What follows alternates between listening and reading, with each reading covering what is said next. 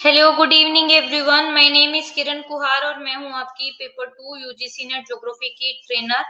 Live class शुरू हो गई है तो जल्दी से जल्दी अपनी जो लाइव क्लास है वो ज्वाइन करो ताकि हम अपना जो सेशन है वो शुरू करते हैं। 2 मिनट वेट कर लेते ताकि सभी जो बच्चे हैं वो ज्वाइन कर ले और उसके बाद जो सेशन है वो शुरू करते हैं।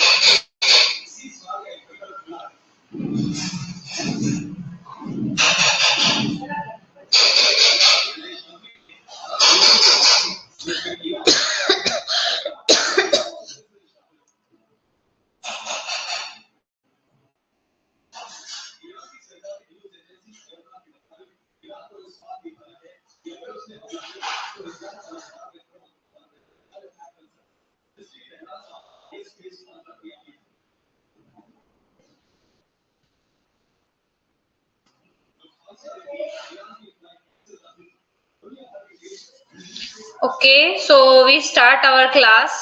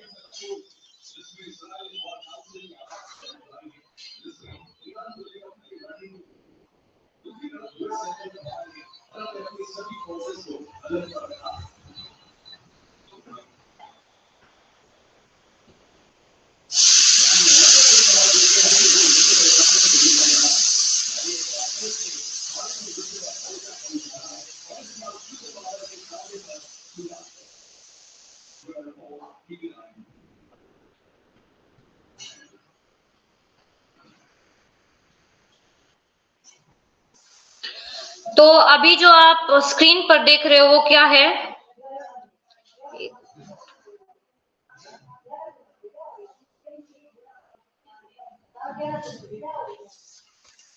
स्क्रीन पर जो देख रहे हो ये आप सबको पता है हमारा इंस्टाग्राम हैंडल है, व्हाट्सएप ग्रुप है। तो जिसने भी ज्वाइन नहीं किया है, जिसने भी चैनल को सब्सक्राइब नहीं किया वो चैनल को सब्सक्राइब कर लो क्योंकि यहाँ पर आपको एग्जाम से रिलेटेड सारी लाइव अपडेट दी जाती हैं। ठीक है, ये जो फिलर फॉर्म है, फिलर फॉर्म का टेलीग्राम ग्रुप है, व्हाट्सएप ग्रुप है और इंस्टाग्राम चैनल है। आप इनसे जुड़ जाइए ताकि आपको क्या मिलती रहे, सारी लाइव अपडेट यहाँ पर मिलती रहेंगी। उसके बाद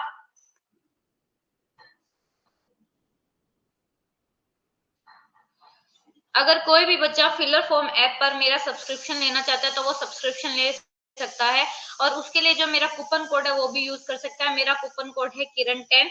तो देर मत करो, जल्दी से कूपन कोड यूज करके इसका जो है प्रॉफिट लो और ये हमारा रोड मैप है कि हमने सिलेबस कैसे कवर करना है। यूनिट 1 ज्योग्राफी ऑफ इंडिया हम कर चुके हैं, यूनिट 2 जियोमॉर्फोलॉजी के आज हम नेक्स्ट टॉपिक में है जिसका नाम है आपका रॉक्स। आज हम रॉक्स पढ़ेंगे। सबसे पहले रॉक्स पढ़ने से पहले कि रॉक्स किससे बनी हुई है, उससे पहले हमें ये समझना है कि एलिमेंट क्या होती है। ठीक है, देखो सबसे पहले एलिमेंट पढ़ने से पहले हमें क्या पढ़ना होता है कि सब्सटेंस क्या होता है। देखो हर एक जो सब्सटेंस है ना उस वो क्या है, एक सिंगल एटम से मिलकर बना है। जैसे आपके ये है, ये क्या है, ये एक सिंगल एटम से मिलकर आपके बने हुए हैं। आपका चाहे कोई भी चीज है, चाहे आपकी बॉडी में भी क्या है, आपकी बॉडी भी एटम से मिलकर बनी हुई है। तो ये क्या है, इनको हम ब्रोक नहीं कर सकते, कैन नॉट बी ब्रोकन, ये टूट नहीं सकते हैं, अलग नहीं हो सकते हैं। Can not be broken into another substance by chemical और फिजिकल मींस, हम इनको ब्रेक नहीं कर सकते। और इसी को क्या बोला जाता है, एलिमेंट। यानी कि कोई भी सब्सटेंस है उसको क्या होता है, वो सिंगल एक एक एटम से मिलकर बना हुआ होता है और उसको हम ब्रोक नहीं कर सकते हैं, ना केमिकली ना फिजिकली। ठीक है, उसके बाद है आपका रॉक्स। रॉक्स क्या होती हैं, देखो आपका जो लिथोस्फीयर है, आपकी जो क्रस्ट है, उसको जनरली हम क्या बोलते हैं, रॉक्स बोलते हैं। जो आपका वर्ड लिथोस्फीयर है, लिथोस्फीयर जो है आपका दो वर्ड से, लिथोस्फीयर का मतलब क्या होता है, जिसका मतलब होता है रॉक स्फीयर। लिथोस्फीयर को रॉक स्फीयर भी बोलते हैं, जिसका लिटरल मीनिंग होता है बेटे लिथोस का, लिथो का मतलब होता है रॉक। ठीक है, जो स्मॉलेस्ट कंपोनेंट होता है, अभी हमने ऊपर क्या पढ़ा, एलिमेंट। तो एलिमेंट क्या होता है, जो अर्थ की क्रस्ट का सबसे छोटा कंपोनेंट होता है, जो अनब्रोकेबल होता है, जिसको हम ब्रोक नहीं कर सकते, उसको बोला जाता है एलिमेंट। और अगर हम पूरे होल अर्थ की बात करें तो पूरे आपकी नोट, आप अर्थ के एटमोस्फेयर की यहाँ पे बात नहीं करोगे, सिर्फ हम लिथोस्फेयर की बात करते हैं, लैंड पार्ट की बात करते हैं। लिथोस्फेयर का मतलब होता है रॉक स्फीयर। और जो आपका लिथोस्फेयर है ना, उस लिथोस्फेयर यानी कि आपकी क्रस्ट में 8 मोस्ट अबंडेंट एलिमेंट मिलते हैं। आपसे पेपर में इनकी सीरीज पूछी जाती है सबसे ज्यादा। अगर पूरे अर्थ में, नोट अभी लिथोस्फीयर की कंटेक्स्ट में बात ना करके पूरे अर्थ की कंटेक्स्ट की बात करें तो पूरे अर्थ में सबसे ज्यादा मिलता है आपका आयरन। आयरन के बाद आपका मिलता है ऑक्सीजन, आईओ, आईओएसएम, आईओएसएम। ठीक है, यानी कि iron, oxygen, silicon, magnesium, nickel, sulphur, calcium and ammonium. ठीक है, ये अर्थ का 99% क्या करते हैं, कॉन्स्टिट्यूट करते हैं। आपसे ये पेपर में पूछा जाएगा, आपको क्या कर दी जाएंगी, ये 5 वर्ड दे दी जाएंगे और आपको बोला जाएगा इनको डिसेंडिंग के अकॉर्डिंग लगाओ या असेंडिंग ऑर्डर के अकॉर्डिंग लगाओ। तो डिसेंडिंग में अगर 8 मोस्ट अबंडेंट एलिमेंट है जो हमारे पूरे अर्थ में सबसे ज्यादा मिलते हैं, तो उसमें है आपका आयरन, आयरन के बाद है ऑक्सीजन, ऑक्सीजन के बाद आपका सिलिकॉन, सिलिकॉन के बाद है मैग्नीशियम, फिर है निकेल, फिर है आपका सल्फर, सल्फर के बाद आपका कैल्शियम एंड एमोनियम। ठीक है, हिंदी में भी देख लो कि जो आपका भूपरपट्टी है या स्थल मंडल है, इसकी जो पूरी सामग्री होती है उसको हम चट्टाने कहते हैं। और वास्तव में जो हमारा स्थल मंडल है उसको ही हम चट्टान मंडल बोलते हैं, क्योंकि लिथोस का जो अर्थ है, जो मीनिंग है वो क्या है, चट्टान है। भूपरपट्टी का जो या स्थल मंडल है, यानी कि जो आपका लिथोस्फीयर का सबसे छोटा जो घट तत्व है वो क्या है, कंपोनेंट जो है वो है एलिमेंट। और पूरी अर्थ में सबसे ज्यादा जो 8 तत्व मिलते हैं उसमें आपका लोहा है, ऑक्सीजन है, सिलिकॉन है, मैग्नीशियम है, निकेल है, सल्फर, कैल्शियम, ये पूरे अर्थ का 99% बनाते हैं। उसके बाद अगर हम देखें कि आपके जो total if total mass of the earth where total वो तो सारे मिलके 99% कर रहे थे, अगर पूरा एरिया है टोटल का उसमें देखे तो सिर्फ 4 हैं जो अर्थ का 90% बनाते, वे 4 है iron, oxygen, silicon and magnesium. ये याद रखना आपका आईओएसएम, आईओएसएम किससे फुल फॉर्म बना लो, आयरन, ऑक्सीजन, सिलिकॉन, मैग्नीशियम। ये आपके अर्थ क्या है, अर्थ मास को मतलब कि आपकी टोटल जो अर्थ का एरिया उसमें सबसे ज्यादा जो अर्थ का टोटल एरिया है उसका 90% में ये आपको एलिमेंट मिलते हैं। ठीक है, और अगर हम दूसरी बात करें कि 8 मोस्ट अबंडेंट एलिमेंट जिससे हमारी 99% जो है अर्थ की क्रस्ट की बात हो रही है, अभी पहले किसकी बात हुई थी, पूरे होल अर्थ में, अब सिर्फ क्रस्ट की बात हो रही है, यानी कि जो ऊपर वाली परत है उस परत में सबसे ज्यादा अबंडेंस में जो एलिमेंट मिलता है वो मिलता है ऑक्सीजन। ऑक्सीजन के बाद OSAIM, ठीक है, oxygen, silicon, aluminium, iron, magnesium, calcium, potassium, sodium. अब अगर आप पूरे अर्थ में देखोगे, कंपेयर करोगे, तो पूरे अर्थ में पोटाशियम सोडियम नहीं है, ठीक है, 8 मोस्ट अबंडेंट में नहीं है, जबकि हमारे अर्थ की क्रस्ट में पोटाशियम भी है, सोडियम भी है, ठीक है। तो इसमें भी जो 4 मोस्ट अबंडेंट है वो है oxygen, silicon, aluminium, iron, magnesium. ये आपको याद रखना है क्योंकि ये पेपर में पूछा जाता है कि पृथ्वी का टोटल जो मास है, पूरा पूरा पृथ्वी, उसके टोटल मास में से 90% जो क्रिएट करते हैं उसमें है आपका आयरन, ऑक्सीजन, सिलिकॉन, मैग्नीशियम। वही अर्थ की क्रस्ट जो है, मैंने आपको बताया था कि अर्थ की 3 लेयर है, क्रस्ट, मेंटल, कोर। जो क्रस्ट है ना, क्रस्ट में आपके क्या है, जो सबसे ज्यादा 8 अबंडेंस में मिलते हैं, ऑक्सीजन है, ऑक्सीजन के बाद सिलिकॉन है, aluminium, iron, magnesium, calcium, potassium, sodium. ये है जो कि आपको याद करने हैं। ये देखो, ये आपके लिए डायग्राम भी है कि पूरी अर्थ में और अर्थ की क्रस्ट में, ये पूरी अर्थ की क्रस्ट में सबसे ज्यादा, ये ऊपर से नीचे तक ये आपको ऑर्डर करना है, ये आपकी पूरी एंटायर अर्थ में, ये सिर्फ अर्थ की क्रस्ट में, ये पूरी अर्थ में, पूरी अर्थ में सबसे ज्यादा आयरन, आयरन के बाद oxygen, silicon, magnesium, nickel, sulphur, calcium, aluminium. वही अर्थ की क्रस्ट में oxygen, silicon, aluminium, iron, magnesium, calcium, potassium, sodium. Important है, ये आपको याद करना है। अब सबसे पहले आता है आपका मिनरल क्या था, आपने एलिमेंट जान लिया। तो जो मिनरल है क्या है, एक सॉलिड मटेरियल है जो कि हमारी क्या है, जो कि हमारे अर्थ पर, अर्थ की जो क्रस्ट है उसमें मिलता है। जो मिनरल है ना, आपका जो मिनरल है वो ऐसा सॉलिड मटेरियल है जो नेचर में हमें मिलता है, अर्थ की क्रस्ट में मिलता है। और जो ये मटेरियल है, जो मिनरल है, इसकी क्रिस्टल फॉर्म होती है और इसकी खुद की अपनी प्रॉपर्टी है, और ये किसी लिविंग थिंग की वजह से नहीं बना हुआ है। उसके बाद देखो, जब एक और एक से ज्यादा एलिमेंट मिलते हैं तो उसकी वजह से क्या बनती है आपकी मिनरल, और मिनरल की वजह से बनते हैं आपकी रॉक्स। देखो, सबसे पहले एलिमेंट, एलिमेंट एक इंडिविजुअल एलिमेंट जो है एटम से मिलकर बना हुआ है, जब वो एलिमेंट आपस में मिल जाते हैं उससे मिनरल बनता है। मिनरल जब आपस में मिल जाते हैं तो उससे एक पूरी क्या बन जाती है, उससे एक पूरी रॉक बन जाती है। और इम्पोर्टेंट जो मिनरल ग्रुप्स हैं वो है सिलिकेट्स, कार्बोनेट्स, सल्फाइड और मेटल ऑक्साइड। ये क्या है, आपके इंपॉर्टेंट मिनरल ग्रुप्स हैं। अब हम क्या पढ़ेंगे, जो सिलिकेट मिनरल है वो बहुत इंपॉर्टेंट है। 1 मिनट रुको।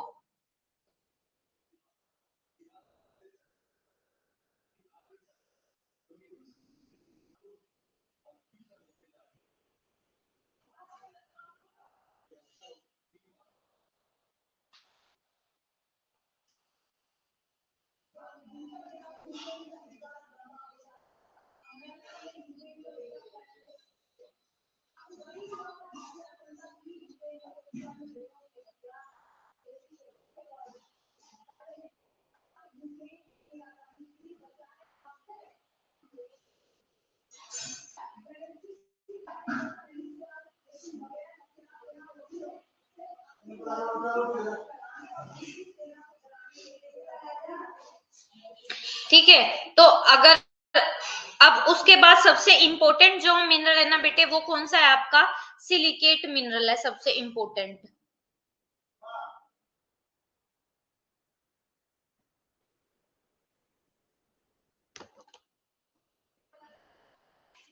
सबसे इंपॉर्टेंट जो मिनरल है वो क्या है आपका, सिलिकेट है। सिलिकेट बहुत इंपॉर्टेंट मिनरल है, ठीक है।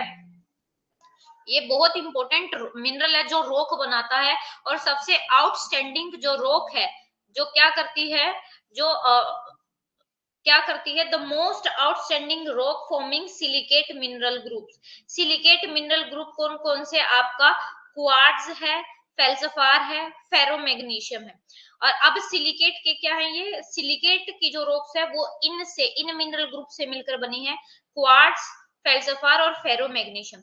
और जो क्वार्ट्ज है ना वो भी 2 एलिमेंट से कंपोज है, 2 एलिमेंट से मिलकर बना है। और ऑक्सीजन। और जनरली ये जो क्वार्ट्ज है ये क्या है, हार्ड है और रेजिस्टेंट मिनरल है। मतलब कि बेटे ये जो आपका क्वार्ट्ज है ना, इससे पानी रिस कर नीचे नहीं जाता इजीली, क्या है यहाँ से ये पानी को फिल्टर नहीं होने देता, तो ये हार्ड है और इसका इजीली इरोजन नहीं होता है हमारा क्वार्ट्ज का। तो क्वार्ट्ज दो से मिलकर बनी है, सिलिकॉन और ऑक्सीजन। और क्वार्ट्ज हार्ड है, रेजिस्टेंट मटेरियल है। और जो सिलिकेट है, सिलिकेट मिनरल 4 मिनरल ग्रुप से मिलकर बने हैं। जो सिलिकेट रॉक्स है वो क्वार्ट्ज, फेल्सिफार, फेरोमैग्नीशियम। उसके बाद आपका क्या है कि जो सबसे ज्यादा अबंडेंट और important rock forming silicate mineral है वो क्या है आपका, फेल्सिफार। और फेल्सिफार भी क्या है, बहुत इम्पोर्टेंट है इकोनॉमिकली। इकोनॉमिकली का मतलब होता है कि पैसे प्रॉफिट देने में ये बहुत इकोनॉमिकली क्या है, इंपॉर्टेंट है, क्योंकि आज इसका क्या हो रहा है, ट्रेड हो रहा है। क्यों? क्योंकि ये किस में यूज हो रहा है, आपकी क्रेमेसिस में और ग्लास जो इंडस्ट्री, ग्लास इंडस्ट्री वगैरह बनाने में, और जो आपकी भट्टी वगैरह वहां पे इसका इकोनॉमिकली बहुत यूज हो रहा है। लेकिन और जो फेल्सिफार है ना वो बहुत वीक मिनरल है और इसका इजीली क्या हो जाता है, इरोजन हो जाता है। ये इसका इजीली क्या हो जाता है, डिकम्पोजिशन होता है। क्यों? क्योंकि ये इसकी जो केमिकल वेदरिंग है, मतलब कि ये केमिकल सस्पेक्टेबल है, ये केमिकली बहुत जल्दी रिएक्ट करता है। और ये क्या होता है, इसकी वेदरिंग हो जाती है। और ये क्या किस में चेंज होता है, क्ले में और हाइड्रेटेड एल्यूमिनियम सिलिकेट्स में ये चेंज होता है। उसके बाद कहते हैं व्हेन सिलिकॉन एंड ऑक्सीजन, जब सिलिकॉन और ऑक्सीजन आयरन के साथ कंबाइन हो जाते हैं तो क्या बनता है, मैग्नीशियम और फेरोमैग्नीशियम बन जाता है। अभी हम सिलिकेट पढ़ रहे हैं ना, सिलिकेट में आप क्वार्ट्ज पढ़ा आपने, क्या पढ़ा, क्वार्ट्ज के बाद फेल्सिफार पढ़ा, अब फेरोमैग्नीशियम पढ़ रहे हो। जब सिलिका के साथ ऑक्सीजन, जब सिलिकॉन ऑक्सीजन और आयरन कंबाइन हो जाते हैं तो आपका मैग्नीशियम, सिलिकॉन ऑक्सीजन किसके साथ कंबाइन हो जाते हैं, आयरन और मैग्नीशियम के साथ, तो आपका क्या बनता है, फेरो मैग्नीशियम मिनरल बनता है। और ये जो फेरो मैग्नीशियम मिनरल है ये क्या है, ये इजीली वेदर्ड और इरोडेड हो जाता है, मतलब कि इसका इरोजन जल्दी, वेदरिंग जल्दी हो जाता है और ये जल्दी से रिमूव हो जाता है। तो इसको भी हम क्या है, जैसे डैम वगैरह अगर बनाने के लिए यूज किया जाए तो ये वहां पर इंपॉर्टेंट नहीं है, क्योंकि इसका जल्दी से इरोजन हो जाएगा, वो डैम टूट जाएगा। और ये जो रॉक है, जिन रॉक्स में फेरो मैग्नीशियम मिनरल बहुत ज्यादा मात्रा में मिलता है वो रॉक कैसा स्ट्रक्चर प्रोवाइड करती है, बहुत वीक रॉक होती हैं, उनसे हम बिल्डिंग नहीं बना सकते, रोड नहीं बना सकते, डैम नहीं बना सकते। ये देखो, the rock having abundant ferromagnesium minerals provide weak structure for the construction of building, road, dam, reservoirs and tunnels. तो उनके लिए क्या है ना, बहुत वीक क्या है, स्ट्रक्चर प्रोवाइड करती है। अब उसके बाद आपका है सेकंड जो ग्रुप है, आपने सिलिकेट ग्रुप तो पढ़ लिया, अब सेकंड है आपका कार्बोनेट ग्रुप। अब जो कार्बोनेट ग्रुप है मिनरल का, वो भी बहुत ज्यादा क्या है, देखो कार्बोनेट वाले जो भी आपके होंगे ना, जो भी आपके मिनरल्स होंगे उनका इरोजन बहुत जल्दी होगा, क्योंकि ये सॉफ्ट रॉक होती है, इनकी वेदरिंग और इनका ये केमिकली बहुत जल्दी रिएक्ट करते हैं। एग्जांपल आपका लाइमस्टोन, आपका चूना पत्थर, जैसे जब हम प्ले ग्राउंड में खेलते हैं या कोई गेम होता है तो वहां पे चूना बिछाया जाता है, उसको लाइमस्टोन कहते हैं, तो वो इजिली पानी के साथ रिएक्ट करके चेंज हो जाता है। तो जो कार्बोनेट ग्रुप की मिनरल्स है वो बहुत ज्यादा सस्पेक्टेबल है, किसके, उनकी केमिकल वेदरिंग बहुत ज्यादा होती है और उनका इरोजन ह्यूमिड एरिया में बहुत ज्यादा होता है। ह्यूमिड एरिया क्यों लिखा है, क्योंकि ह्यूमिड एरिया में क्या होता है, बारिश ज्यादा होती है, जब बारिश ज्यादा होगी पानी ज्यादा आएगा, पानी ज्यादा आएगा तो वो उन रॉक्स के साथ रिएक्ट करेगा, रिएक्ट से आपके क्या हो जाएगा, उन रॉक्स का इरोजन हो जाएगा। जो कैल्साइट है वो बहुत इंपॉर्टेंट मिनरल है इस ग्रुप का, लाइमस्टोन है, मार्बल है, ये भी क्या है, बहुत जल्दी क्या हो जाते हैं, कोरोड हो जाते हैं। कोरोड मतलब कि कोरोजन, ठीक है, कोरोजन का मतलब होता है इनमें जब जंग लग जाता है और उसके बाद इनकी वजह से क्या हो जाता है, कोरोजन, कोरोजन, एक मिनट, और एब्रेशन। कोरोजन और एब्रेशन का मतलब होता है बेटे जब क्या हो जाता है, इनका जल्दी जल्दी इरोजन हो जाता है।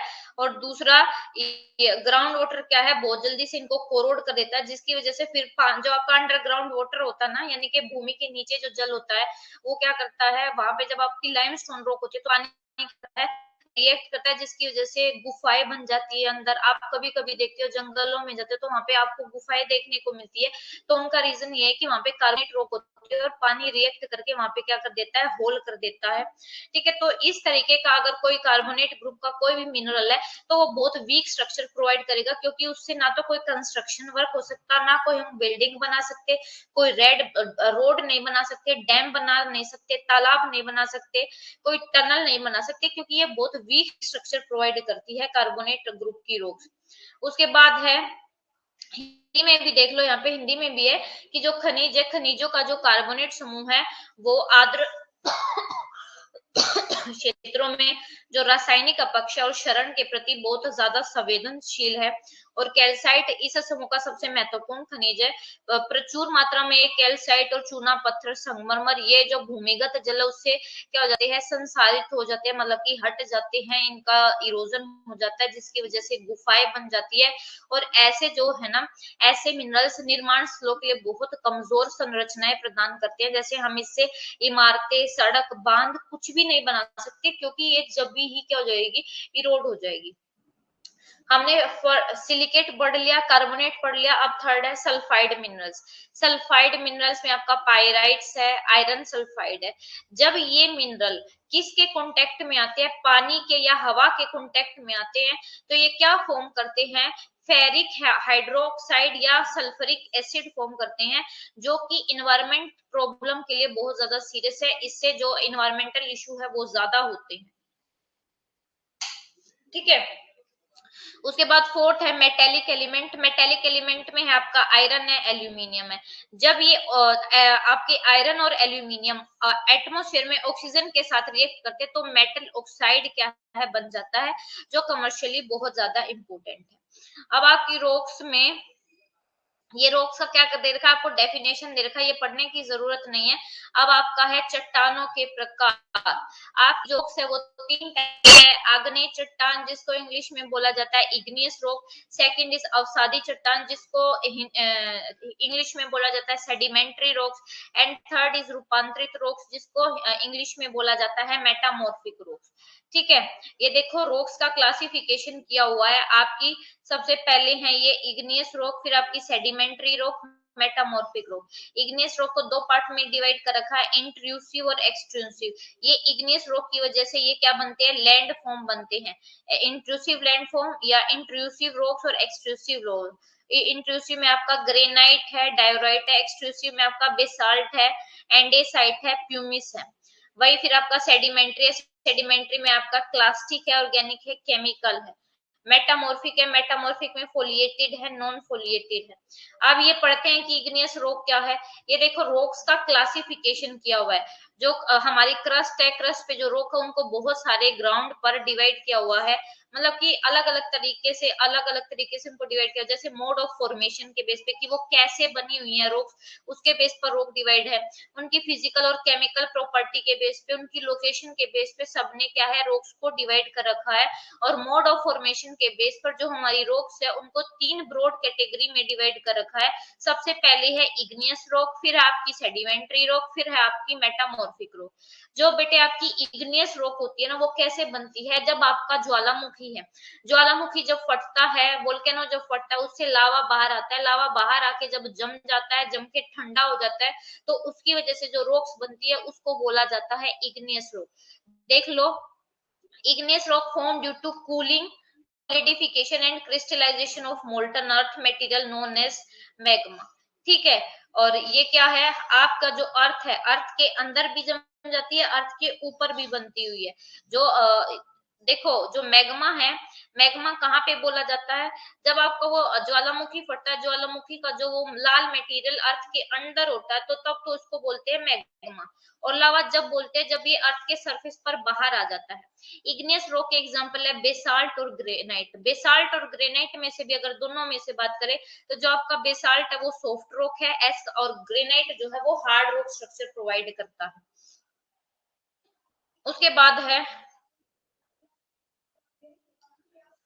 जो आपकी, ये भी बताया कि जो आपकी क्रिस्टल रॉक्स है उनको अलग अलग टाइप पे डिवाइड किया हुआ है। जैसे आपका आपका क्या है, आग्नेय रॉक्स है। आग्नेय रॉक्स कैसे बनी हुई है, जो पिघला हुआ पृथ्वी का पदार्थ उसके ठंडा होने, जमने और उसकी क्रिस्टलाइजेशन के कारण क्या है, ये बनी हुई है। एग्जाम्पल बेसाल्ट और ग्रेनाइट।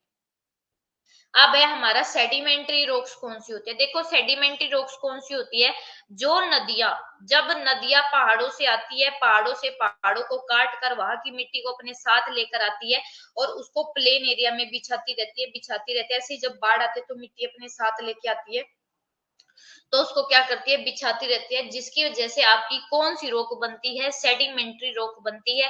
फिर आपका है मेटामॉर्फिक रॉक। जब आपका इग्नियस रॉक और सेडिमेंट्री रॉक पर टेम्परेचर प्रेशर काम करता है और उनका जो फॉर्म है, उनकी जो फॉर्मेशन है वो चेंज हो जाती है, उनकी जो केमिकल प्रॉपर्टी है, फिजिकल प्रॉपर्टी है, जब वो चेंज हो जाती है तो उसको बोला जाता है मेटामॉर्फिक रॉक। यानी कि जिन रॉक्स का रूप ही चेंज हो गया उनको बोला जाता है metamorphic rock. formed due to change either in the form or composition of either igneous or sedimentary rock। या तो igneous rock या sedimentary rock दोनों की जब कंपोजिशन में चेंज हो जाता है तो उसको बोला जाता है मेटामॉर्फिक रॉक। इसका एग्जांपल आपका स्लेट है, क्वार्ट्जाइट है, मार्बल है। देखो ये आपके टाइप है रॉक्स के, आपका ये इग्नियस रॉक है, सेडिमेंट्री रॉक है, मेटामॉर्फिक रॉक है। ठीक है,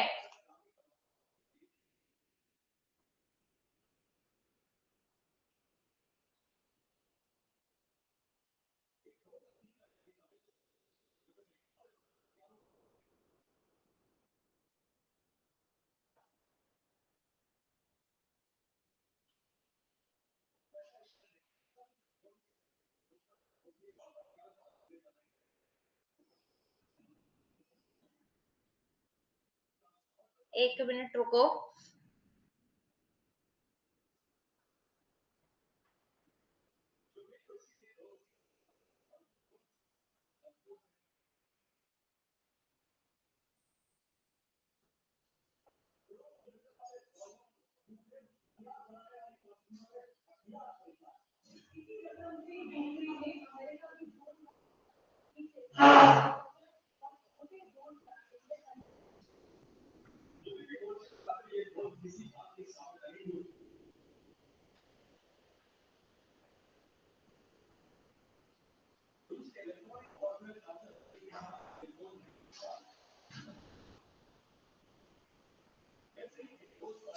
ठीक है, उसके बाद है आपके टाइप्स ऑफ रॉक। रॉक के टाइप में आपके तीन है, सेडिमेंट्री रॉक, उसके बाद आपका इग्नियस, देन है आपका मेटामॉर्फिक रॉक। अब हम इग्नियस रॉक को पहले डीप से पढ़ेंगे।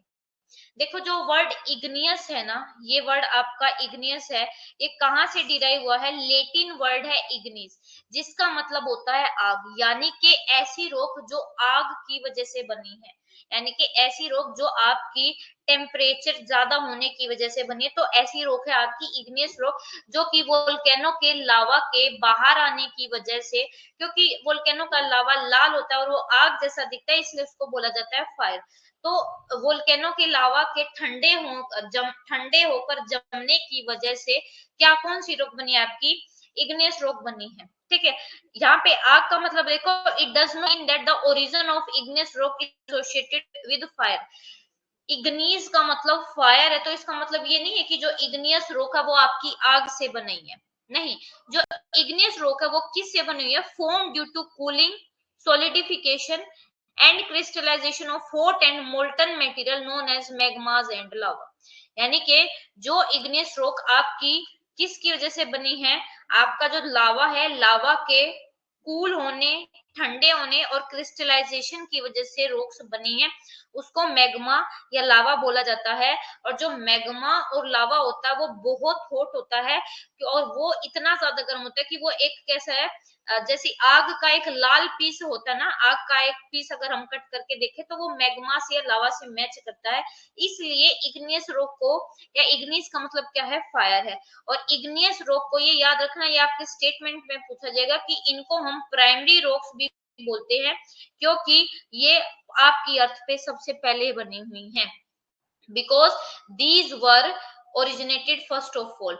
आपकी अर्थ पर सबसे पहले बनने वाली रॉक्स कौन सी है, इग्नियस रॉक, इसलिए इनको क्या बोला जाता है, प्राइमरी रॉक्स बोला जाता है। हिंदी में भी देख लो आप इसको कि जो आग्नेय शब्द है उसकी उत्पत्ति लेटिन शब्द इग्निस से हुई है, जिसका मतलब है अग्नि। इसका मतलब ये नहीं है कि आपकी जो आग्नेय चट्टान है उसकी उत्पत्ति किसी तरह से भी जुड़ी हुई है। वास्तव में अगर रियलिटी में हम बात करें तो जो आग्नेय चट्टाने हैं वो मैग्मा और लावा नामक जो गर्म और पिघला पदार्थ है उसके ठंडा होने, जमने और क्रिस्टलाइजेशन के कारण बनती है।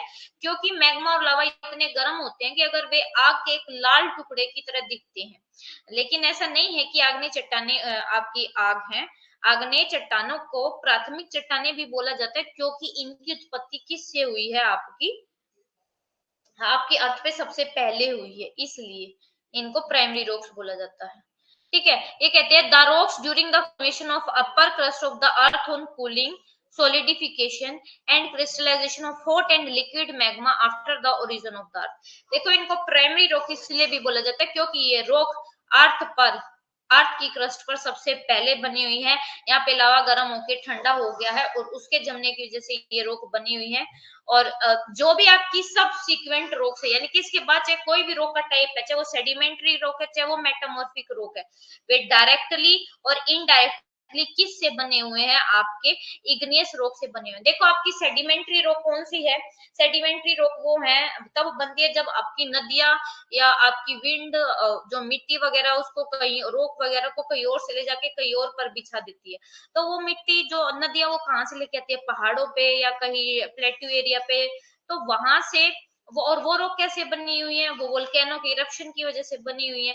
ऐसे ही जो मेटामॉर्फिक रॉक है वो कैसे बनती है, टेम्परेचर और प्रेशर जब काम करता है तो उसकी वजह से बनती है। तो डायरेक्ट और इनडायरेक्टली जो आपकी इग्नियस रॉक है, ठीक है, वो क्या है, बेस प्रोवाइड करती हैं, इसलिए इनको क्या बोला जाता है, पेरेंट रॉक बोला जाता है। क्योंकि बाकी जितने भी रॉक है वो इनसे ही बनी हुई है। और ये बिलीव किया गया है कि जो इग्नियस रॉक है वो आपकी जियोलॉजिकल जो हिस्ट्री रही है उसकी हर एक पीरियड के दौरान बन रही थी। और ये भी बिलीव किया गया कि आज ये बन रही है।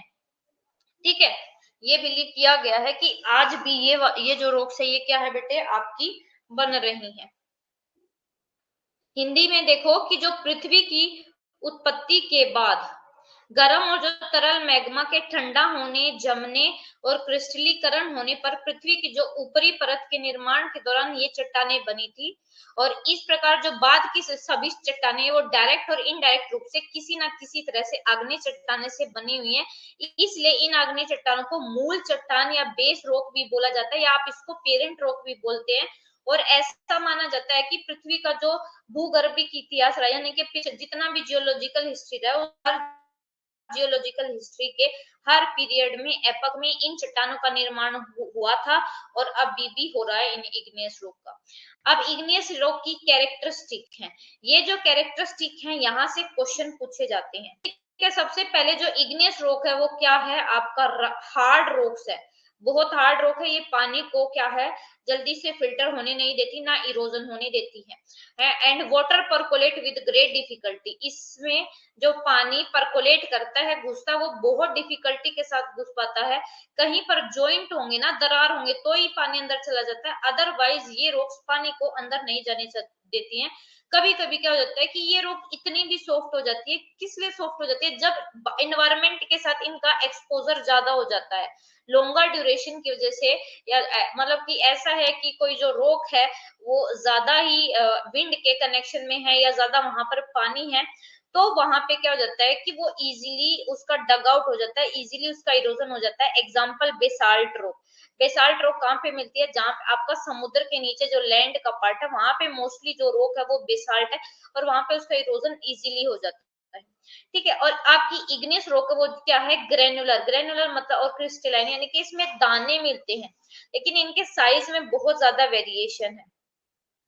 और ये टेक्सचर जो है इनका ग्रेन है इसमें बहुत ज्यादा वेरिएशन है। ये लार्जली डिपेंड करती है कि आपकी जो इग्नियस रॉक है उसके दाने मोटे हैं छोटे, वो डिपेंड करता है कि लावा कितनी जल्दी ठंडा हुआ है या लावा धीरे धीरे ठंडा हुआ है। अगर लावा बहुत जल्दी ठंडा हुआ है तो जो दाने होंगे वो मोटे होंगे, और लावा अगर धीरे धीरे ठंडा हो तो दाने क्या होंगे, छोटे छोटे होंगे। उसके बाद ये हिंदी में भी देख लो कि जो आग्नेय चट्टाने हैं वो मोटे तौर पर कठोर चट्टाने होते हैं और पानी जोड़ों के साथ बड़ी कठिनाई से रिश्ता है। और कभी कभी लंबे समय तक जब ये इन्वायरमेंटल कंडीशन के संपर्क में ज्यादा रहता है तो ये बहुत नरम हो जाती है, जिसकी वजह से इनका इरोजन इजीली हो सकता है। ये क्रिस्टलाइन होती है, इनका जो आकार है उसमें वेरिएशन है, शेप में वेरिएशन है, और ये काफी हद तक इस पर डिपेंड करती है कि मैग्मा या जो लावा है वो कितनी जल्दी गर्म हो, कितनी जल्दी ठंडा हुआ या धीरे धीरे ठंडा हुआ है, उस पर भी डिपेंड करता है कि इनका जो ग्रेनुलर है, दाने हैं, वो छोटे होंगे या बड़े होंगे। ठीक है। और इग्नियस रॉक में जैसे आपका सेडिमेंट्री रॉक, उसमें स्ट्राटा मिलते हैं ना, जैसे पहले एक लेयर जमी, फिर दूसरी, फिर तीसरी। लेकिन इग्नियस रॉक में कोई स्ट्राटा या कोई लेयर नहीं मिलती है, क्योंकि लावा एक रीजन में बहता है बहुत सा। ठीक है, लेयर आफ्टर लेयर आती रहती है, लेकिन इसमें कोई क्या है, स्ट्राटा नहीं है। जो लावा के ये लेयर होती है ना, इनको ट्रैप बोला जाता है, क्योंकि ये क्या हो जाती है, ये लावा एक दूसरे पर सॉलिड हो जाता है, इसलिए इसमें क्या है, कोई ट्रैप या कोई भी लेयर देखने को नहीं मिलती। और यहाँ पे क्या हो जाता है, कभी कभी कंफ्यूजन भी हो जाती है अबाउट द लेयर और स्ट्रेटा, बट एक्चुअली में अगर हम बात करें तो कोई स्ट्रेटा नहीं होता है, there are no strata, rather these are layers of lava. ठीक है, ये लेयर्स होती है लावा की। कि जो आग्नेय चट्टाने में तलछटी चट्टानों की तरह स्तर नहीं मिलते हैं। जब किसी क्षेत्र में लावा का प्रवाह कई चरणों में था, तो लावा की जैसे वोल्केनो का इरप्शन अब 5 मिनट पहले हुआ, फिर हुआ 5 मिनट, हर 5 मिनट के गैप पे हो रहा है ना, तो उनकी परत एक के ऊपर जमा होकर कठोर हो जाती है, तो उसमें परत नहीं पता चलती, ट्रैप होते हैं। जबकि जो मिट्टी है, मिट्टी के ऊपर एक परत 10,000 साल पहले तो 20,000 साल बाद आई, तो वो पता लगता रहता है। ठीक है, तो हमें ये पता है कि जो वाटर है वो पेनिट्रेट नहीं कर पाएगा, इजीली नहीं घुस पाएगा इग्नियस रॉक से। और इग्नियस रॉक बहुत कम अफेक्टेड है, इग्नियस रॉक का केमिकल वेदरिंग नहीं होता। लेकिन जो बेसाल्ट है, आपके इग्नियस रॉक के दो एग्जांपल थे, एक बेसाल्ट बताया था, एक ग्रेनाइट। ग्रेनाइट हार्ड स्ट्रक्चर है, बेसाल्ट क्या है, इजीली वेदर्ड हो जाता है और इरोड हो जाता है। ठीक है, और जब ये कांस्टेंट टच में रहता है वाटर के, तो जो मोटे दाने वाली इग्नियस रॉक है उसमें क्या हो जाता है, फिजिकल वेदरिंग उनकी हो जाती है। ठीक है, इग्नियस रॉक में फोसिल नहीं होते। फोसिल कैसे होंगे, क्योंकि जो आपका लावा है, लावा में तो बच ही नहीं सकता, सब कुछ जल जाता है। फोसिल क्या होते हैं, कोई आपका डेड एनिमल है उसकी हड्डी है, कोई आपका डेड एनिमल है उसकी स्किन है, वो सारा उस सोयल में मिल जाता है। लेकिन इग्नियस रॉक में ऐसे कोई फोसिल नहीं होते, ये कोई फोसिल को कंटेन नहीं मिलता। और जैसे जैसे इग्नियस रॉक जहाँ पे जमी हुई है, तो उसमें नीचे से ऊपर चलोगे तो जो आपके जॉइंट है वो बढ़ते जाते हैं। और इग्नियस रॉक मोस्टली किस से एसोसिएट करती है, वोल्केनिक एक्टिविटी से, इसलिए इनको वोल्केनिक रॉक भी बोला जाता है। अगर आपसे कोई पूछे कि इग्नियस रॉक को वोल्केनिक रॉक्स क्यों बोला जाता है, क्योंकि ये वोल्केनिक एक्टिविटी की वजह से बनी हुई होती है, इसलिए इग्नियस रॉक को क्या बोला जाता है, वोल्केनिक एक्टिविटी या वोल्केनिक रॉक्स बोला जाता है। इनको ज्वालामुखी चट्टान बोला जाता है, क्योंकि ये ज्वालामुखी की से जो लावा आया है उससे के जमने की वजह से बनी हुई है। अब इग्नियस रॉक जो है उनका भी क्लासिफिकेशन है। देखो बहुत ज्यादा वास्ट वेरिएशन है इग्नियस रॉक में, बहुत ज्यादा, बहुत हद से ज्यादा वेरिएशन है। क्योंकि जो इग्नियस रॉक है उनकी केमिकल और जो मिनरलोजिकल प्रॉपर्टी है उनमें डिफरेंस है, उनके ग्रेन साइज में डिफरेंस है, उनका जो फॉर्म है या ग्रेन का साइज है वो भी बहुत डिफरेंट है, उनका मोड क्या है ओरिजिन का। ठीक है, तो इनको भी बहुत सारे ग्रुप में डिवाइड किया हुआ है इग्नियस रॉक को। सबसे ट्रेडिशनल जो मेथड है क्लासिफिकेशन का इग्नियस रॉक का, वो किस पर बेस है कि सिलिका की अमाउंट पर बेस है। अगर सिलिका की अमाउंट ज्यादा तो उसको बोला जाता है एसिडिक। अब सिलिका के अमाउंट के बेस पर इसको दो पार्ट में डिवाइड किया गया। अगर सिलिका की अमाउंट ज्यादा तो उसको बोला जाता है एसिडियस acidic igneous rock. Acidic igneous rock वो होती है जिसमें सिलिका की मात्रा ज्यादा, एग्जाम्पल ग्रेनाइट। वही अगर आप बेसिक इग्नियस रॉक कौन सी होती है, जिसमें सिलिका की मात्रा क्या होती है, कम, एग्जाम्पल गैब्रो। और ये पॉइंट आउट किया गया कि जो सिलिका का कंटेंट क्या है वो मेजर नहीं है, एसिडिटी का मेजर नहीं है कि एसिडिटी ज्यादा होगी, नहीं। जहाँ पे सिलिका का कंटेंट ज्यादा वो एसिडिक, जहाँ पे सिलिका का कंटेंट कम वो क्या होगा, बेसिक। ठीक है, अधिक सिलिका वाली अम्लीय आग्नेय चट्टाने जैसे ग्रेनाइट और कम सिलिका की मात्रा जिसमें होती है उसको क्या बोला जाता है, उसको बेसिक चट्टाने बोला जाता है। उसके बाद है आपका, अब सबसे पहले है मैफिक इग्नियस रॉक्स। जो मैफिक इग्नियस रॉक होती है, इसमें कौन सा मिनरल डोमिनेंस में मिलता है? आपके डार्क ग्रुप के मिनरल है, जैसे पायरोक्सिन है, आपका एम्फीबोल्स है। ठीक है, 1 मिनट रुको।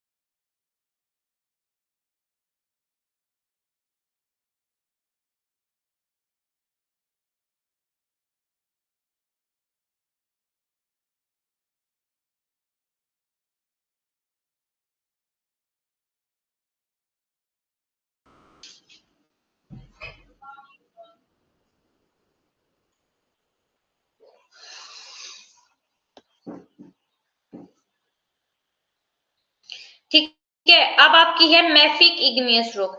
मैफिक इग्नियस रॉक में जो मिनरल सबसे ज्यादा मात्रा में होता है वो कौन सा होता है? डार्क ग्रुप का। जैसे आपका पायरोक्सिन है, एम्फीबोल्स है और ओलिवेंस है।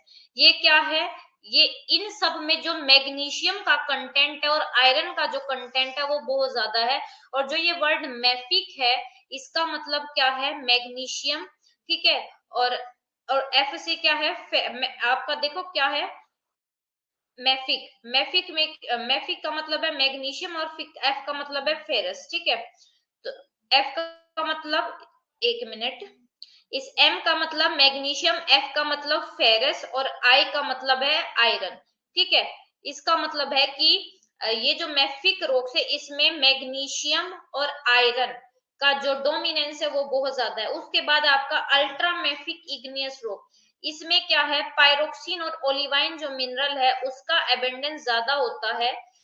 ये पायरोक्सिन और जो पेरियोडोटाइट है उसमें बहुत ज्यादा रिच है। 1 मिनट।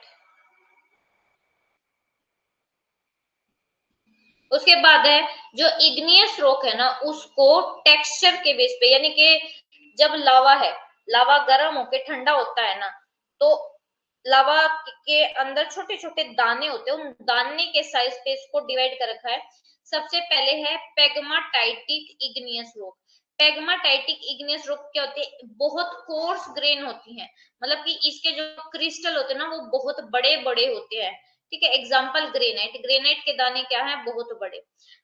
है फेनेरिटिक इग्नियस रॉक। फेनेरिटिक देखो, सबसे पहले है पेगमाटाइटिक। इनको आपसे क्या पूछ सकते हैं ऑर्डर के अकॉर्डिंग? पहले है पेगमाटाइटिक, फिर है फेनेरिटिक। फेनेरिटिक इग्नियस रॉक क्या होती है? जो फेनेरिटिक है ना, वो ग्रीक वर्ड से निकला है, फेनरो, जिसका मतलब होता है विजिबल। इनके दाने पेगमाटाइटिक से क्या होते हैं, थोड़े छोटे होते हैं। उसके बाद होता है फिर एफेनेटिक, ये फाइन ग्रेन, बिल्कुल महीन महीन दाने होते हैं, सो माइन्यूट कि जो हम अपनी आंखों से इनको देख भी नहीं पाते। उसके बाद है ग्लासी, देखो सबसे पहले आपका कौन सा था, पेगमाटाइटिक, फिर है फेनेरिटिक, फिर है एफेनेटिक, फिर है ग्लासी। इसमें कोई साइज ही नहीं होता है, ग्रेन का साइज ही नहीं होता है। फिर है पोर्फिरिट्रिक, इसमें क्या होता है, मिक्स साइज होता है। ठीक है, देखो मोड ऑफ अकरेंस के बेस पर इग्नियस रॉक को दो ग्रुप में डिवाइड किया है, कि जो इग्नियस रॉक है, जो लावा है, वो अर्थ के नीचे ही जम गया या अर्थ के ऊपर है, उसके बेस पे इसके दो आपके ग्रुप है, इंट्रूसिव इग्नियस रॉक और extrusive igneous rock. Intrusive rock में आपका प्लूटोनिक है और हाइपा बेसल है, और एक्सट्रूसिव में आपका explosive type of quartz type है। देखो प्लूटोनिक इग्नियस रॉक कैसे बनी हुई है, जो मैग्मा है, मैग्मा जब अर्थ के अंदर ही जम के क्या हो जाता है, सोलिड हो जाता है, तो उसकी वजह से आपकी प्लूटोनिक इग्नियस रॉक मिलती है। और यहाँ पे जो रेट है कूलिंग का, ठंडा होने का मैग्मा का, वो क्या है, बहुत स्लो है, क्योंकि यहाँ पे टेम्परेचर बहुत ज्यादा आई है, जिसकी वजह से इनको सफिशिएंट टाइम मिल जाता है कि इसके जो ग्रेन है वो फुल्ली क्या हो जाते हैं, डेवलप हो जाते हैं। तो जो प्लूटोनिक इग्नियस रॉक है वो क्या है, बहुत कोर्स ग्रेन है, यानी कि इसके जो साइज है, दाने हैं, वो बहुत बड़े बड़े मिलते हैं। इसलिए जो ग्रेनाइट है वो बेस्ट रिप्रेजेंटेटिव है इस कैटेगरी का, प्लूटोनिक का।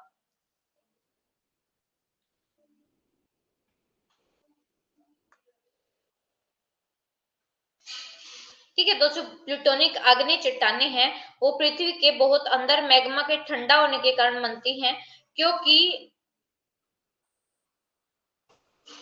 क्योंकि वहां पे क्या है, वहां पे तापमान बहुत ज्यादा है, तापमान ज्यादा होने के कारण मैग्मा के ठंडा होने की जो दर है वो बहुत धीमी होती है, और इसलिए दोनों क्या हो जाता है, दानों का जो विकास है वो हो जाता है, और यहाँ पे जो दाने मिलते हैं वो मोटे मिलते हैं, कोर्स ग्रेन मिलते हैं। उसके बाद आता है hypabyssal igneous rock, plutonic पढ़ लिया। हाइपा बेसल इग्नियस रॉक कम फॉर्म होती है जब आपका कूलिंग और सॉलिड, जो मैग्मा है, मैग्मा के जमने और सॉलिड होने की वजह से, मतलब कि जब आपकी रॉक है पृथ्वी के नीचे ही, अभी पृथ्वी के ऊपर नहीं आई है, आपकी इंट्रूसिव रॉक वो होते जो पृथ्वी के नीचे, जब मैग्मा पृथ्वी के अंदर जो रॉक्स है, रॉक्स के अंदर जो दरारें हैं, जो क्रैक्स हैं और कोई होल है, उसके अंदर जब जमकर सॉलिड हो जाता है, उसको हाइपा बेसल इग्नियस रॉक बोलते हैं। और यहाँ पे जो मैग्मा है वो क्या है, वो अलग अलग फॉर्म, अलग अलग शेप ले लेता है, जैसे बेथोलिथ, लेकोलिथ, फेकोलिथ, लोकोलिथ, डाइक, सिल। ठीक है, और ये क्या है, इग्नियस रॉक के टाइप है, क्योंकि इसकी जो शेप है वो अलग अलग है। और शेप अलग अलग कैसे हुई है, क्योंकि जो मैग्मा है, मैग्मा अलग अलग दरारों में जमने से, होल में जमने से ऐसा हो गया है।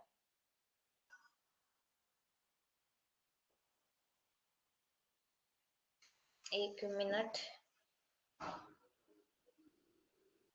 उसके बाद है आपका अब एक्सट्रूसिव इग्नियस रॉक। देखो जो इग्नियस रॉक अर्थ के कूलिंग और सोलिडिफिकेशन की वजह से, यानी कि जब आपका मैग्मा अर्थ के ऊपर आ जाता है और लावा बन के बाहर आ जाता है, और जब वो लावा गर्म होके ठंडा हो जाता है, ठंडा होके जमता, तो उसकी वजह से आपकी एक्सट्रूसिव इग्नियस रॉक बनती है। और जनरली जो आपकी एक्सट्रूसिव इग्नियस रॉक है, वो फिशर इरप्शन, वोल्केनो के फिशर इरप्शन, यानी कि दरारी उद्भेदन, जब आप एक दरार के सहारे लावा बाहर आता है, तो उसकी वजह से ये आपका बनता है। और जो एक्सट्रूसिव इग्नियस रॉक है, इसकी जो दाने हैं वो बहुत छोटे छोटे होते हैं। ठीक है, क्योंकि इनको बहुत कम टाइम मिल पाता है ठंडा होने के लिए, क्योंकि बाहर टेम्परेचर कम है, तो ये बहुत जल्दी ठंडे हो जाते हैं, इसलिए इनका साइज क्या है, इसलिए इनका साइज भी क्या है, छोटा है। उसके बाद है due to comparatively extremely low temperature of atmosphere and there is no enough time for development of grain or crystal। तो इसका जो एग्जाम्पल है वो क्या है, आपका बेसाल्ट, बहुत इंपॉर्टेंट और सिग्निफिकेंट एग्जाम्पल है एक्सट्रूसिव इग्नियस रॉक का। गैब्रो भी है, ऑब्सीडियन भी है, जो अदर एग्जाम्पल है। और जो एक्सक्लूसिव इग्नियस रॉक है, उनको दो मेजर कैटेगरी में डिवाइड किया हुआ है, एक्सप्लोजिव टाइप और क्वाइट टाइप। जब आपका वोल्केनो का इरप्शन बहुत विध्वंसक और बहुत वायलेंटली होता है तो उसको बोलता है एक्सप्लोजिव, और जब बहुत शांत तरीके से होता है तब उसको बोलते हैं क्वाइट टाइप। ठीक है। उसके बाद देखो ये वोल्केनो का इरप्शन टाइप बता रहे हैं, ये देखो ये कितनी तेजी से हो रहा है तो इसको बोला जाता है आपका और क्या बोला जाता है इसको, एक्सप्लोजिव। और जब एक दरार के सहारे आता है तो उसको बोला जाता है आपका क्वाइट। देखो ये मैग्मा की कैरेक्टरिस्टिक पर डिपेंड करता है कि इसमें सिलिका कितनी है रॉक में, वाटर कितना है, टेम्परेचर कितना है जिस पे रॉक मेल्ट हो रही है, उस पर डिपेंड करता है कि वोल्केनो का इरप्शन कैसा होगा, क्वाइट होगा, एक्सप्लोजिव होगा। अब आपका सबसे पहले एक्सप्लोजिव टाइप, जब इग्नियस रॉक फॉर्म होती है, मतलब कि जब वोल्केनो का मटेरियल बहुत ऊंचाइयों तक और बहुत वायलेंट तरीके से ज्वालामुखी का इरप्शन होता है तो उसको बोला जाता है explosive type of exclusive igneous rock.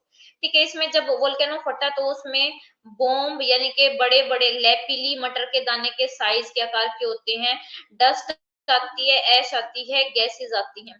ठीक है।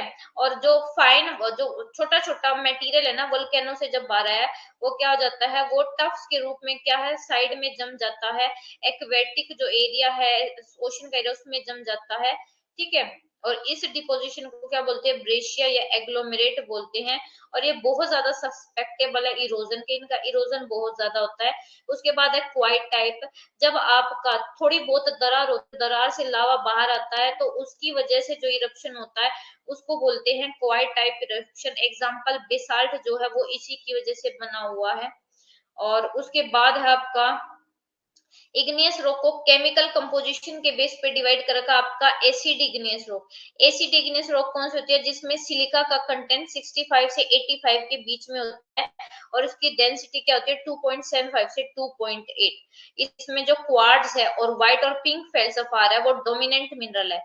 एसिड इग्नियस रॉक में क्या है, सिलिका का कंटेंट ज्यादा है, कितना है 65 से 85 के बीच में, और जो डेंसिटी है वो 2.75 से 2.8 के बीच में है।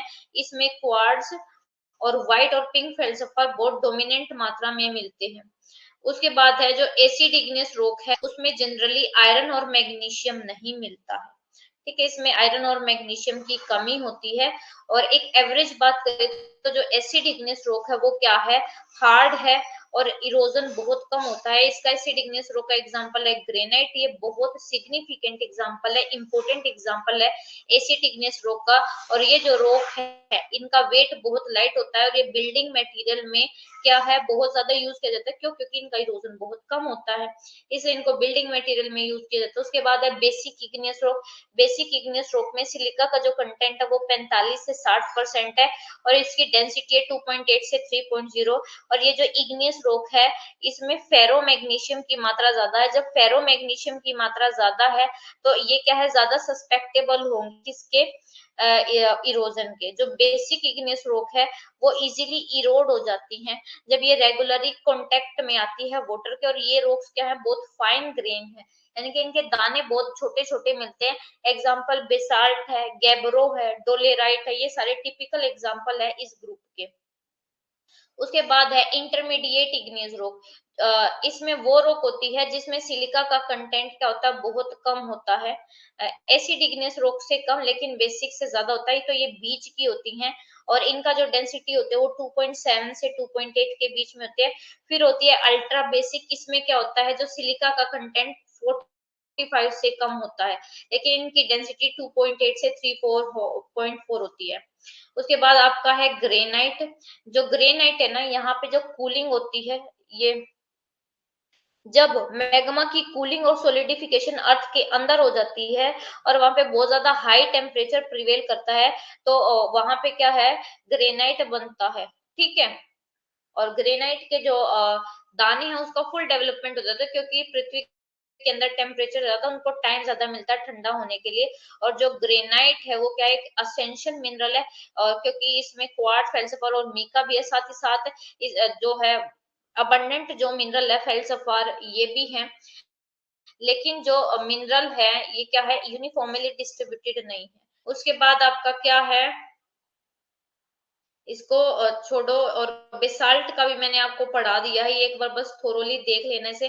अब है आपकी सेडिमेंट्री रॉक। सेडिमेंट्री रॉक वो रॉक होती है, सेडिमेंट वर्ड का मतलब होता है जो कैसे बनती है, formed due to aggregation and compaction of sediment, sediment के एग्रीगेट इकट्ठा होने और उनके क्या है एक साथ आ जाने की वजह से बनते हैं। और जो सेडिमेंट्री वर्ड है ये लेटिन वर्ड सेडिमेंटम से डिराइव हुआ है, जिसका मतलब है सेटिंग डाउन, नीचे बैठने की वजह से जब ओरिजिन होता है तो उसको बोलते हैं सेडिमेंट्री रॉक। इनको हम स्ट्रेटिफाइड और लेयर्ड रॉक भी बोलते हैं, क्योंकि ये जो रॉक है इसमें अलग अलग लेयर और स्ट्रेटा देखने को मिलते हैं, और कभी कभी इसमें लेयर एब्सेंट भी होती है कुछ आपकी सेडिमेंट्री रॉक में, कुछ कुछ में ही आपके क्या होते हैं एब्सेंट होते हैं। उसके बाद जो सेडिमेंट रॉक है ना उसमें क्या मिलते हैं, डेब्रीज, कंकड़ मिलते हैं, पत्थर मिलते हैं। क्यों? क्योंकि ये रॉक से नदी इनको अपने साथ बहा कर लेके आती है वाटर बॉडीज में ग्रेजुअली, और इनका जो इरोजन भी है ना वो बहुत ज्यादा होता है। देखो लेयर आफ्टर लेयर इसमें मिलती है सेडिमेंट की, ठीक है, और कॉन्टिन्यूस सेडिमेंटेशन, लगातार जो सेडिमेंट है वो गिरता रहता है, जिसकी वजह से वेट ज्यादा, प्रेशर ज्यादा, और जो डिफरेंट लेयर है वो क्या हो जाती है, कंसोलिडेट हो जाती है, इकट्ठी हो जाती है, और वो क्या बना देती है, एक सेडिमेंट्री रॉक बना देती है। उसके बाद सेडिमेंट्री रॉक की क्या क्या कैरेक्टरिस्टिक है, जो सेडिमेंट्री रॉक है वो क्या है, और जो पुराने रॉक्स है उनके सेडिमेंट से, और प्लांट और जो एनिमल है उनके रिमेन्स से, उसमें फोसिल होते हैं, इन सब से मिली हुई है। तो जो फॉर्मेशन की है जो सेडिमेंट्री रॉक भी, कि वो हम कैसे पता लगा सकते हैं, उसमें जो मिलने वाले फोसिल, और फोसिल से पता लगा सकते हैं कि इस रॉक की कितनी एज है। और जो सेडिमेंट्री रॉक है वो क्या है, बहुत लार्जेस्ट सरफेस पर मिलती है ग्लोब के। डायरेक्टली ये बनी किससे, आपकी इग्नियस से। ये बिलीव किया गया कि जो 75% अर्थ का सरफेस एरिया है वो सेडिमेंट्री रॉक से कवर है, और रिमेनिंग 25% पे इग्नियस और मेटामॉर्फिक रॉक है, ठीक है। इसके बावजूद अगर हम बात करें, लार्जेस्ट जो कवरेज है वो सेडिमेंट्री रॉक की है, लेकिन ये अर्थ का सिर्फ 5% कंपोजिशन ही करता है। 95% जिससे हमारी अर्थ की क्रस्ट बनी हुई है वो इग्नियस से बनी हुई है, ठीक है। तो जो सेडिमेंट्री रॉक है वो इम्पोर्टेंट है। उसके बाद है जो सेडिमेंट्री रॉक का डिपोजिशन है वो बहुत वेरी कर रहा है साइज में भी। सेडिमेंट्री रॉक का जो सीक्वेंस सिस्टम है वो भी अलग है। जो सेडिमेंट्री रॉक है उसमें क्या है, लेयर मिलती है, स्ट्रेटा मिलती है, लेकिन ये क्या होती है आपकी क्रिस्टलाइन रॉक होती है।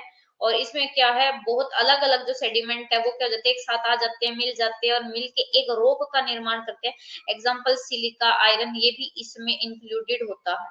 उसके बाद क्या है, जैसे इग्नियस रॉक है, like igneous rock sedimentary rock are not found in massive form.